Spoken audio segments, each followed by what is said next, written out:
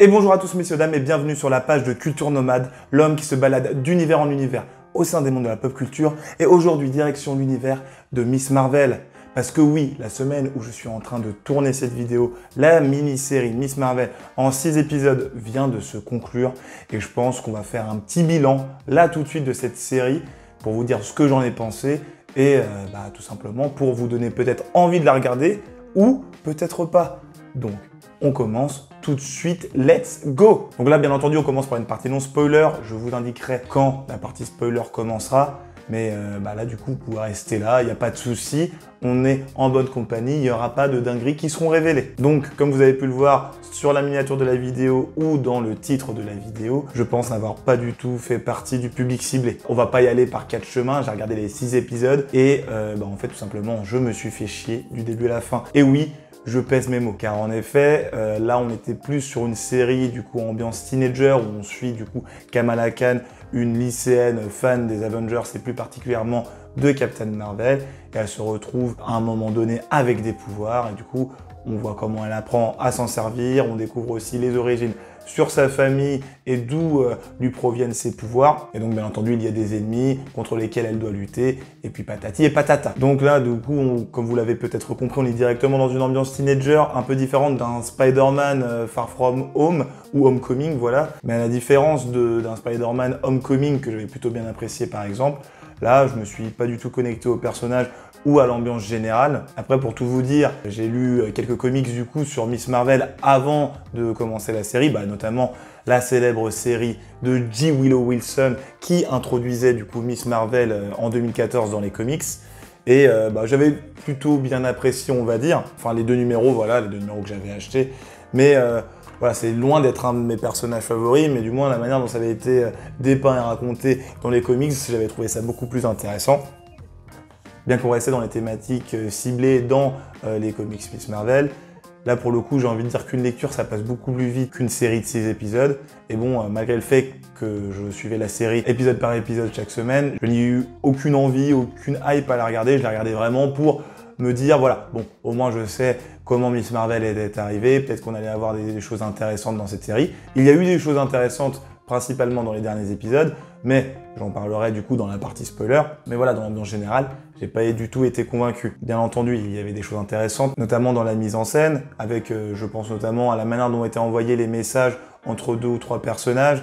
En fait, c'était ils se servaient des éclairages disponibles, par exemple, sur des devantures de magasins pour écrire un message ou faire un smiley. Enfin bref, il y a eu plein de situations comme ça. J'ai trouvé ça plutôt beau à regarder, si je puis dire. La manière aussi dont ils ont réinventé les pouvoirs de Miss Marvel était intéressante. Là où dans les comics, normalement, elle est censée être du coup une inhumaine, donc espèce qui a été créée par le peuple des Kree sur la planète Terre.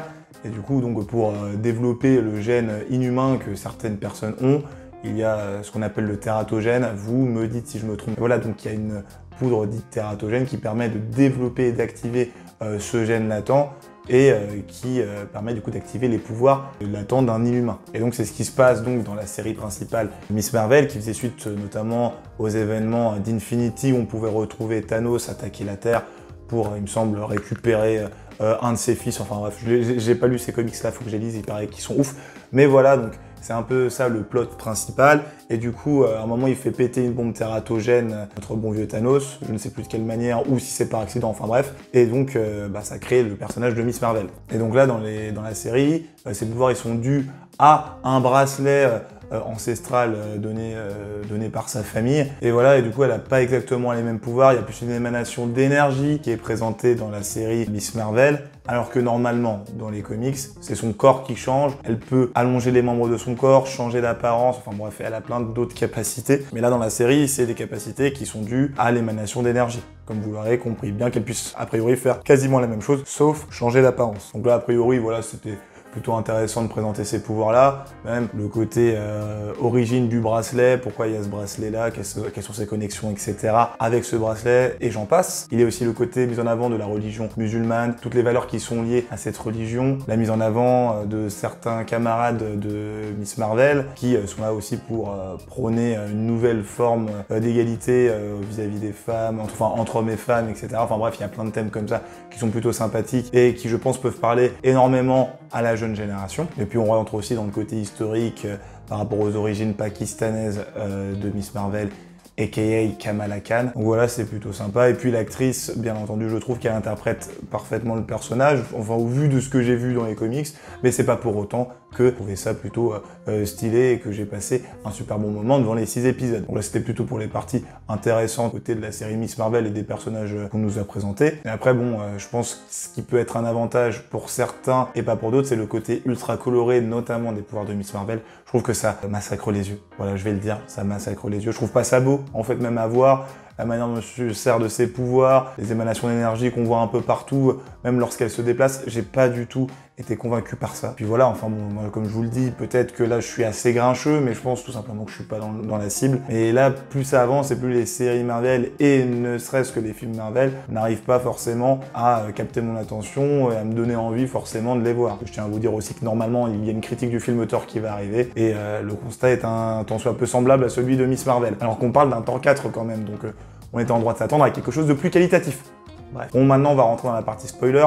Je vous invite à quitter la vidéo, ceux qui ne veulent pas se faire spoil. Et puis bien entendu, n'oubliez pas de vous abonner, partager la vidéo, etc. Vous connaissez la chanson. Salut les non-spoilers. Et on est parti pour la partie spoiler. Donc là, je vais plus spoiler les événements qui sont passés dans le tout dernier épisode, où on apprend tout simplement que Kamala Khan est potentiellement du coup une mutante, car il y a une révélation qui est faite lors de sa discussion avec son ami Bruno, qui lui dit tout simplement qu'il a analysé ses gènes et qu'il a vu tout simplement qu'il y avait une mutation. Et en plus, si on tend l'oreille, on entend une petite musique liée à la série X-Men des années 90, donc on est en droit de se dire que c'est une mutante. Comme vous l'avez compris, les inhumains, on les met de côté, et les mutants, ils doivent être au devant de la scène pour peut-être la prochaine phase à suivre. Et puis bien entendu, cela veut dire qu'elle va potentiellement avoir de nouveaux pouvoirs qui vont se développer, parce que là, la majorité de ces pouvoirs viennent du bracelet, donc on est en train de se dire que d'autres pouvoirs latents vont potentiellement apparaître. Et cela est d'autant plus mis en évidence lorsqu'on voit dans la scène post-générique que Miss Marvel échange sa place avec Captain Marvel, donc Carol Danvers qui fait son petit caméo dans la série. Donc en fait, il y a deux possibilités.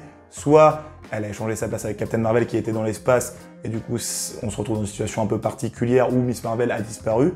Soit on se retrouve dans une situation semblable à celle des comics, où Miss Marvel arrive à changer de forme en fonction de ses émotions, et j'en passe. Et peut-être que cela est dû à son gène mutant. Mais là, on a beaucoup de questions qui nous taraudent. C'est pas pour autant que j'ai envie à tout prix de voir du coup The Marvels, donc la suite de Captain Marvel, du film Captain Marvel, qui sera du coup Captain Marvel 2, et où on devrait retrouver notre bonne vieille Miss Marvel, accompagnée de Photon, et du coup bien entendu Captain Marvel, et du coup on devrait en apprendre plus sur Miss Marvel. Mais là tout de suite, moi je vous avoue que je m'en fous totalement, je suis pas forcément pressé de voir la suite. Mais bon, ils ont quand même réussi à titiller un tant soit peu ma curiosité, notamment côté mutant. Donc maintenant, à voir ce qu'ils vont faire lors de la sortie de The Marvels qui sort normalement l'année prochaine, en début d'année il me semble. Mais voilà, en conclusion, je trouve que c'est une série passable. J'ai vraiment eu l'impression de perdre mon temps. Donc comme je vous l'ai dit, je ne fais peut-être pas partie du public ciblé. En tout cas, je regarderai forcément la suite parce que bon, j'aime bien aussi tout ce côté univers Marvel. J'avoue que là, ces temps-ci, j'arrive pas à être intéressé par les prochains projets. Et tous leurs projets qui sortent là, bon, je les trouve un tant soit peu passables. Donc voilà, messieurs, dames, c'est la fin de cette critique sur la série Miss Marvel. Je vous invite, bien entendu, avant de quitter cette vidéo, à vous abonner, à partager la page, à me suivre sur mes différents réseaux sociaux que sont Instagram, TikTok et Twitter. J'espère que vous avez bien apprécié cette vidéo, bien entendu. Et je vous dis donc à la prochaine dans de nouveaux univers. Salut!